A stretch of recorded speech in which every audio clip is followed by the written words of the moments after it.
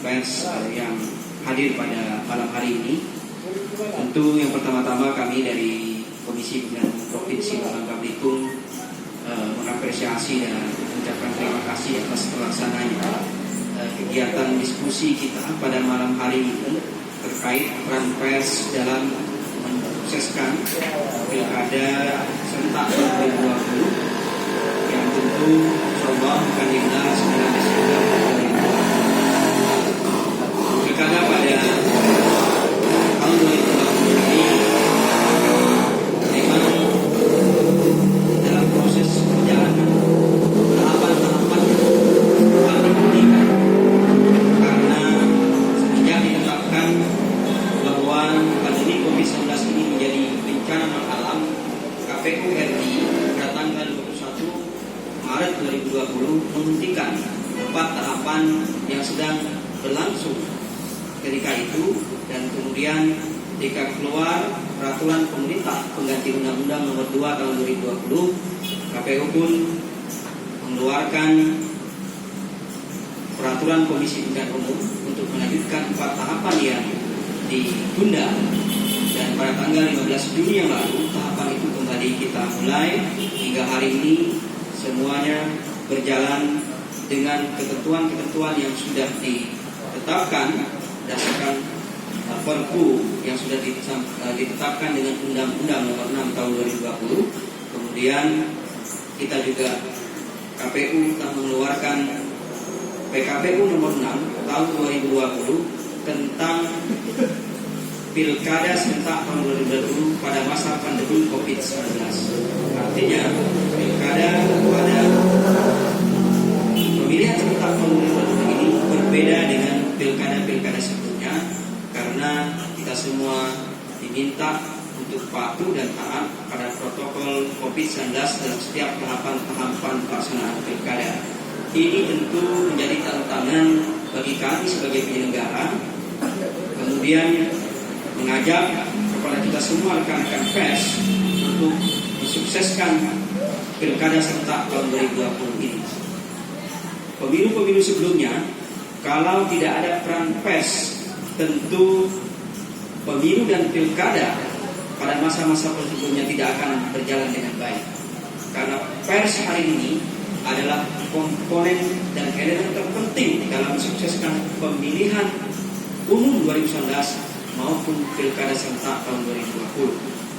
Tentu pemberitaan yang berimbang yang kemudian bisa memberikan edukasi kepada publik hari ini sangat kami harapkan sebagai penyelenggara, sehingga tidak terjadi persoalan-persoalan, tidak terjadi konflik, dan kemudian fakta yang disajikan tentu ini harus menjadi dasar dalam pelaksanaan tahapan-tahapan yang sedang berlangsung.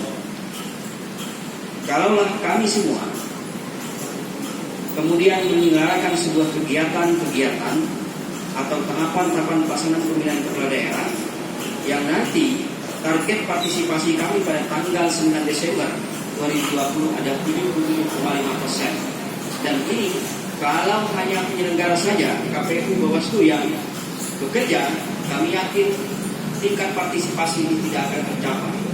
Sehingga peran pers untuk memastikan bahwa 9 Desember 2020 adalah pelaksanaan pemilihan serentak 2020 ini sangat kami harapkan.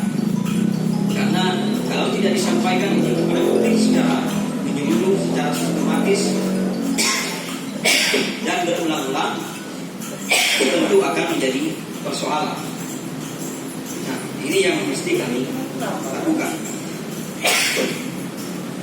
Tetapi kita tahu bahwa yang pilkada serentak ini kan ada di 4 kabupaten, yaitu Kabupaten Bangka Barat, Bangka Tengah, Bangka Selatan, dan Belitung Timur. Kami KPU Provinsi mendorong agar di 4 kabupaten kota ini teman-teman yang menyelenggarakan pemilihan pilkada serentak itu terus berkomunikasi dan melakukan kegiatan-kegiatan yang melibatkan pers dalam pelaksanaan kegiatan, seperti menyiapkan media center misalnya di beberapa kabupaten itu sudah mulai jalan. Dan apabila ada teman-teman yang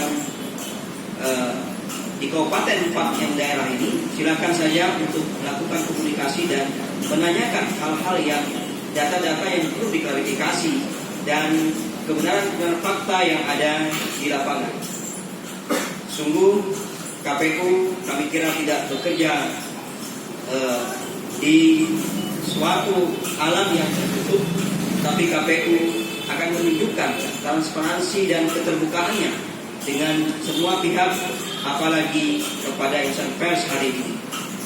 Kami yakin kerjasama itu harus diwujudkan dan kita pun sudah menyampaikan kepada KPU yang pilkada serentak untuk terus memberikan informasi-informasi secara berkelanjutan dan kontinu, sehingga nanti orang masyarakat tidak bertanya-tanya terkait kapan saja misalnya pelaksanaan 9 Desember, bagaimana kemudian hak pilih orang ketika mereka terpapar virus COVID-19, bagaimana nanti mekanisme pemilihan di TPS. Kalau ini tidak disosialisasikan, kami yakin orang akan khawatir ke TPS. Jangan-jangan pilkada hari ini akan menimbulkan kluster-kluster baru dalam penyebaran COVID-19 atau bahasa kita yang akan mau amak. Nah, ini khawatir di pilkada ini mau amak. Nah, ini harus kita tegaskan. Jangan sampai target-target kami yang sudah disampaikan itu tidak tercapai. Target kami sebenarnya ada 3. Yang pertama tadi terkait partisipasi itu minimal 77,5%, dan ini harus kita lakukan secara bersama-sama. Yang kedua, bahwa pilkada hari ini tentunya harus menghadirkan rasa aman dan tidak menghadirkan kekhawatiran dalam benak dan asumsi masyarakat ketika pelaksanaan 9 Desember 2020 itu dilakukan. Sehingga SOP kemudian regulasi itu harus mengatur hal-hal yang kemudian nanti orang ketika misalnya diukur suhu badannya ketika masuk TPS kemudian dia lebih dari 37,2 derajat, maka akan disediakan bilik khusus untuk melayani hak suaranya. Yang ketiga, tentu semua yang ada yang sudah terdaftar dalam DPT maupun warga negara yang sudah punya hak pilih harus terlayani 100% hak pilihnya. Tidak ada nanti orang yang lagi misalnya dalam kondisi orang yang berpergian kemudian dia harus mendap di rumah, biasa kita isolasi ya. Dia isolasi kemudian dia tidak diberikan hak pilihnya. Kemudian dia terpapar tidak diberikan hak pilihnya karena isolasi. Nah, tiga ini harus dilakukan. Kalau kemudian kita memaksakan melakukan pilkada serentak pada 9 Desember, kemudian orang terhalangi hak pilihnya secara konstitusional, maka ini harus menjadi pertimbangan kita bersama. Untuk itu, kami kira pada kita semua tentu peran pers hari ini di Bangka Belitung khususnya, kemudian di 4 kabupaten kota ini perlu kami apresiasi, dan selama ini sungguh karena berkat rekan-rekan pers dan teman-teman media, pilkada kita di beberapa pilkada ini berjalan dengan baik dan lancar, tidak ada persoalan-persoalan yang berat. Malam hari ini teman-teman sudah mewujudkan peran teman-teman semua untuk sama-sama menyelesaikan pilkada ini dan menyampaikan kepada publik bahwa kita di Bangka Belitung pada masa pandemi ini akan tetap optimis, dan tentu pilkada serentak akan terus kita gelar dengan protokol COVID-19. Kami yakin Bapak Ibu semua di beberapa daerah, kalau ada nanti KPU kota yang kemudian tertutup dengan informasi-informasi yang tertutup dengan kerjasama yang dilakukan, baik kerjasama yang bersifat formal maupun non formal, itu disampaikan saja kepada kami di kota ini. Tapi di beberapa daerah kami lihat seperti di Bangka Barat, pertemuan dengan media itu dilakukan secara berkala. Kemudian di beberapa daerah di Bangka Selatan dan di beberapa 4 kabupaten kota ini, nanti kami juga minta masukan-masukan terkait target partisipasi 77,5% ini, apa saja yang dilakukan akan kami lakukan dengan kabupaten kota, sehingga kita bersama-sama dalam sukseskan pilkada serentak tahun 2020 ini. Berapa menit? Lanjut. Oh, 2 menit lagi.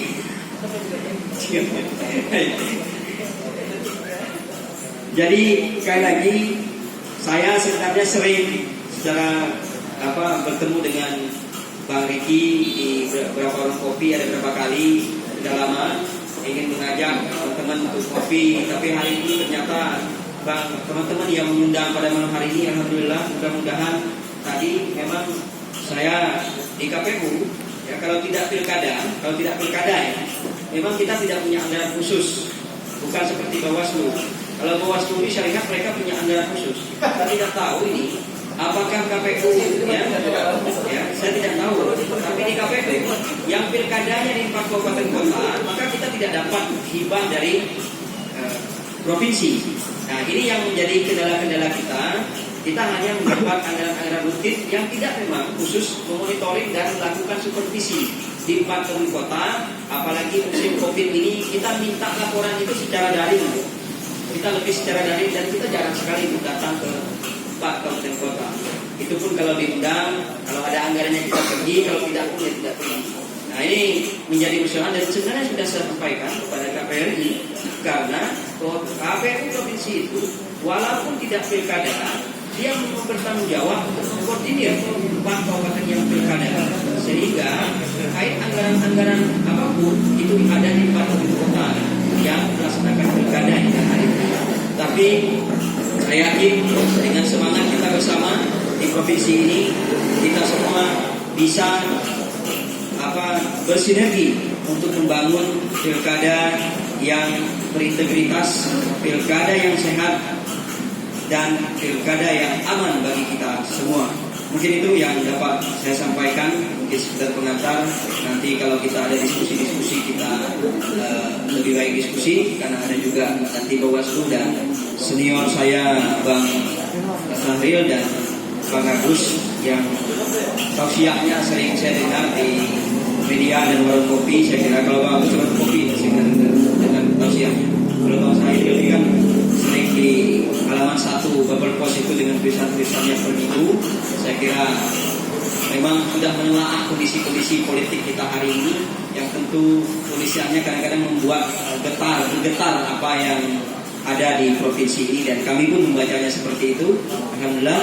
Dan sekali lagi peran dan sinergisitas antara kami penyelenggara dengan teman-teman pers tentu tidak bisa dilepaskan untuk mensukseskan pemilu hingga hari ini.